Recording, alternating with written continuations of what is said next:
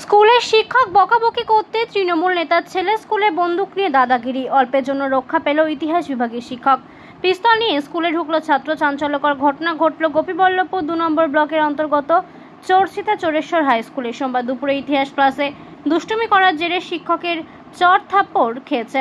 সহপাঠীদের বাধায় অল্পের জন্য রক্ষা পেল শিক্ষক। স্কুলের খবর, অভিযুক্ত নীলাঞ্জন দোলাই স্থানীয় এক ব্যক্তি কেস দোলাইয়ের ছেলে।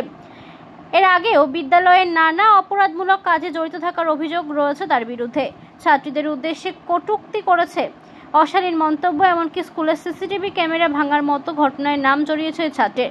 ঘটনাটি শুরু হয় দ্বিতীয় পিরিয়ডের ইতিহাস ক্লাসে। শিক্ষক পরিমল অট্ট ক্লাসের শৃঙ্খলা ফেরানোর চেষ্টা করে নীলাঞ্জন বারবার সহপাঠীদের বিরক্ত করতে থাকে।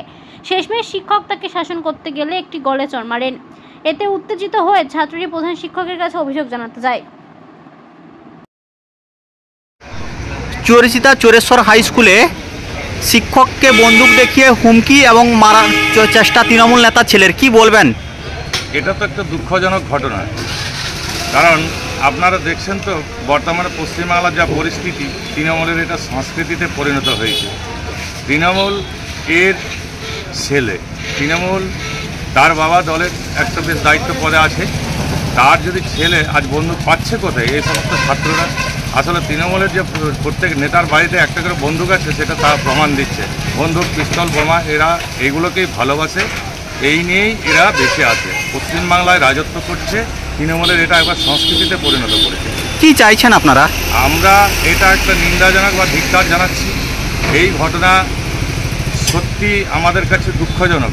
আমি একজন পশ্চিমবঙ্গবাসী হয়ে আমাকে নিজেকেই লজ্জিত লাগছে।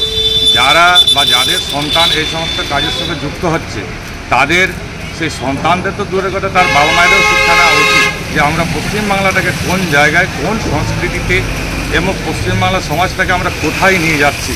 ছোটো ছোটো খুদে পড়ুয়া থেকে শুরু করে প্রাপ্তবয়স্ক সকলেই এই ধরনের কাজে লিপ্ত হচ্ছে। তৃণমূলের এটা একবারে সংস্কৃতিতে তারা পরিণত করেছে, এটাই তাদের মূল পেশা হয়ে গেছে। আপনার নাম? শুক্লাল মান্ডি, আমি নয়াগ্রাম বিধানসভার ইনচার্জ।